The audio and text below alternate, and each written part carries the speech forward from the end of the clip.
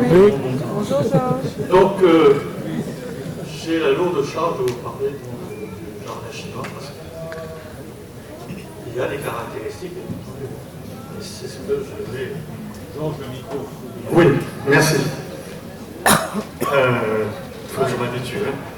Donc, au départ, bonjour tout le monde, bien entendu. Hein. Je suis avec vous depuis 4 heures. Donc, le jardin chinois, quelle est sa fonction, sa finalité, et puis quelle est sa perception par les réunionnais d'origine chinoise, dont je fais partie. Donc, ma présentation, c'est 4 parties. Une introduction où je vais vous présenter quelques photos de beaux jardins en Chine.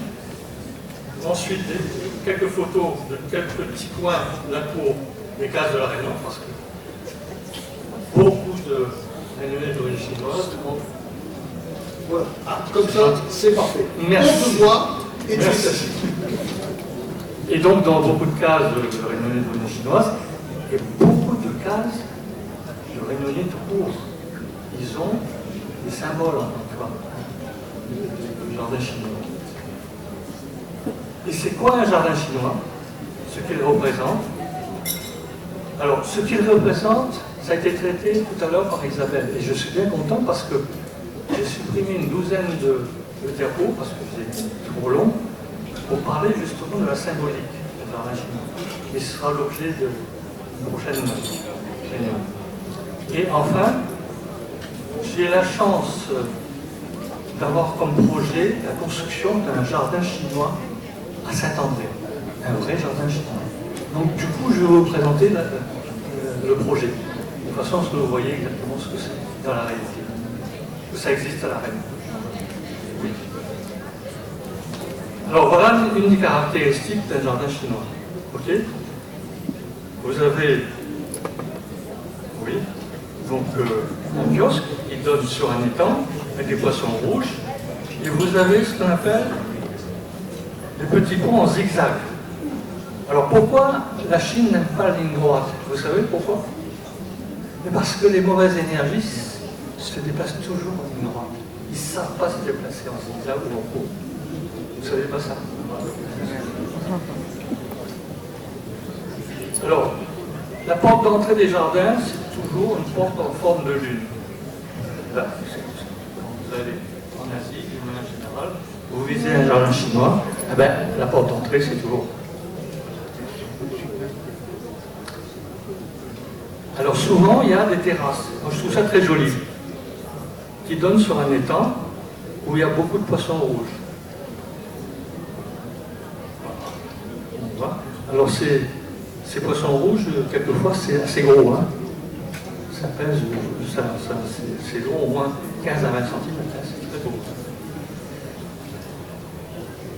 Il y a beaucoup de pavillons. Alors celui-là, par exemple, très joli, qui donne sur un étang, qu'on appelle.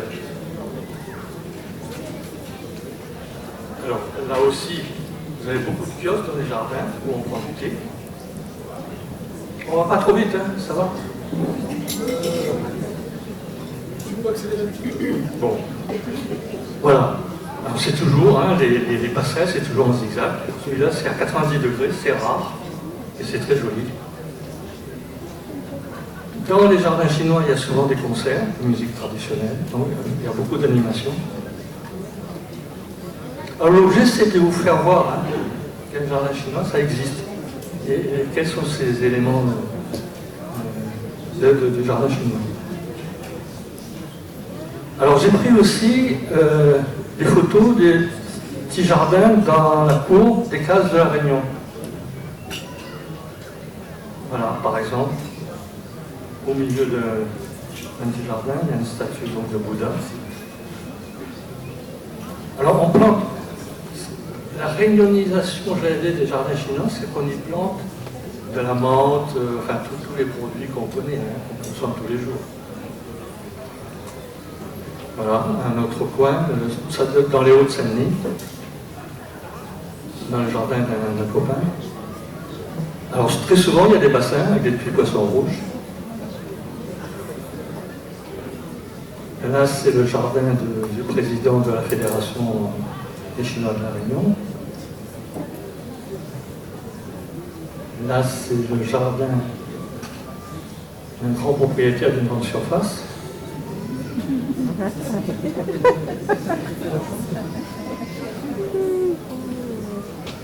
Alors, par contre, il y a un chevauchement des textes. Deux mots de rappel, la pensée chinoise. La pensée chinoise est basée sur une vision cosmologique des représentations du monde. C'est-à-dire que la Terre est faite à l'image du ciel. L'homme, le microcosme, est et doit être conçu à l'identique du ciel. L'homme fait partie du monde, contrairement à l'Occident, où l'homme est là pour dominer le monde, et que l'homme a tout intérêt à comprendre le fonctionnement du monde, de la nature, pour s'y intégrer au mieux. Donc tout ce qui est en bas est et doit être comme tout ce qui est en haut. Alors c'est quoi un jardin? Donc c'est un espace de verdure plus ou moins ouvert. Alors ça change des autres présentations, encore une fois. Là c'est vraiment très pratique et très pragmatique. J'ai fait exprès. On cultive des végétaux plus ou moins utiles, des fleurs utilisables pour se nourrir, on en a parlé tout à l'heure, manger, se soigner et se recycler. Et c'est quoi un jardin chinois? C'est la connexion du cosmos en miniature sur Terre. En définitive, un jardin chinois, c'est la reproduction du paradis céleste en miniature sur Terre. Alors, juste pour vous dire qu'il y a 4 types de jardins: le jardin impérial, le jardin monastique, le jardin naturel et le jardin privé, qui est l'objet de cette présentation. Alors, depuis le début du XXe siècle, donc du fait de leur grande valeur artistique et culturelle, les jardins chinois sont rénovés, classés au patrimoine mondial historique de l'UNESCO. Alors, les éléments qui constituent, encore une fois, un jardin chinois, c'est d'abord des éléments architecturels, les halls, les pavillons, les kiosques, les montagnes et les rochers, l'élément eau, c'est l'élément même le plus important, les plantes, les fleurs, les divinités et les saisons. Alors pourquoi les saisons? Parce qu'on plante justement des fleurs, des arbres, des arbustes qui, en fonction des saisons, donnent certaines couleurs. C'est pour ça que c'est important aussi. Alors parmi les éléments constitutifs dans un jardin, donc les éléments architecturels, donc on vient de parler, les rochers, les collines, les grottes, les escaliers, les rochers montagnes, très importants, on va en voir d'ailleurs. Ce sont des blocs rocheux qui se trouvent dans un lac en Chine, uniquement dans ce lac-là. Vous verrez que c'est très très joli comme élément de décor. Ensuite l'eau, l'étang, le ruisseau, le bassin, cascade. Oh là, voilà. Oui, donc les plantes et les fleurs pour la Chine, ce sont des symboles, c'est une manière de se relier, s'intégrer au monde. Ils expriment des sentiments, chaque fleur exprime des sentiments. C'est symbolique encore une fois. Par exemple, le chrysanthème symbolise la longévité. C'est-à-dire que lorsque vous plantez des chrysanthèmes dans votre petit jardin personnel, il y a ce symbole-là. Il y a ce symbole-là qui apparaît. Le lotus, c'est la pureté. Le pin, la longévité. Le bambou, on en a parlé tout à l'heure, symbolise la droiture et l'intégrité. Les divinités, que vous connaissez, Bouddha, on en a parlé, Guanyin, Guanyu. Ensuite, les animaux, mythiques ou non, poissons, tortues, dragons, phénix. Voilà. Vas-y. Voilà, ça c'est les éléments construits. Les petits ponts, vous constatez que c'est pas droit.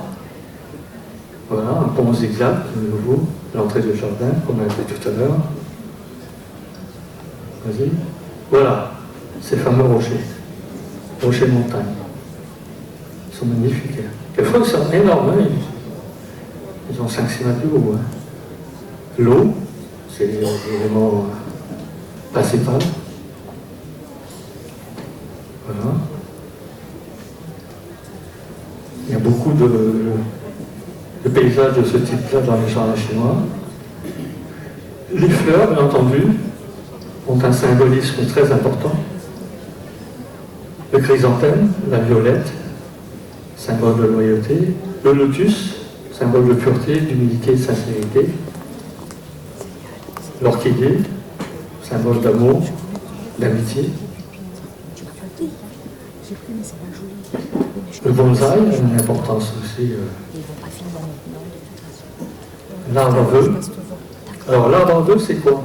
Les Chinois adorent faire des vœux. Donc, on va voir la diapo suivante. Voilà une fiche où on remplit son vœu. Et ensuite, on le balance sur l'arbre à vœux. Et théoriquement, ça devrait se réaliser. Vas-y. Voilà, on va voir justement un jardin. Voilà l'entrée d'un jardin en forme de lune. Ce jardin est très connu, à Suzhou. Voilà. Alors, je vais vous présenter un jardin qu'on va construire donc dans la ville de Saint-André. C'est exactement, vous voyez le plan là, le premier rectangle en haut, c'est là où s'est construit le centre culturel de Saint-André, que vous connaissez peut-être déjà. À côté, il y a un magnifique terrain, assez grand, sur lequel on va construire ce jardin chinois. Okay. Et donc, vous avez à gauche le centre culturel, le plan, qui est déjà construit, qui est là. Okay. Donc à côté, on va faire un jardin chinois. Alors grosso modo, au centre, il y a deux bassins, qui est relié par un pont en zigzag, justement. J'espère que vous voyez. Hein. Et ensuite, bon, il y a des bambous qui existent déjà. Ok, on va construire un kiosque. Alors, je ne veux pas rentrer dans le détail, mais il y a un espace chicon. Vous voyez la terrasse là qu'on a vue tout à l'heure, là, ça y est. Okay. Il y a l'arbre à vœux, enfin bon, il y a tous les éléments qui constituent, que je vous ai fait voir tout à l'heure dans le jardin chinois. Donc, à mon avis, ça va être unique. Et c'est un vrai jardin chinois. Avec des plantes créoles. Voilà. Alors juste deux mots parce que je ne peux pas, on ne va pas comprendre que je vais parler du jardin chinois, qui est en définitive un art traditionnel. Un jardin chinois, c'est comme le feng shui, c'est comme, j'allais dire, c'est la traduction de la pensée chinoise. Alors, je ne vais pas rentrer là-dedans, comme toi. Je fais d'ailleurs des conférences à Mairie-Saint-Denis sur la pensée chinoise. J'ai même fait dernièrement, lors d'un forum économique, j'ai parlé, vous savez, de quelle vertu chinoise? La piété filiale. Vous allez me dire quelle relation il y a entre la piété filiale et le business avec la Chine.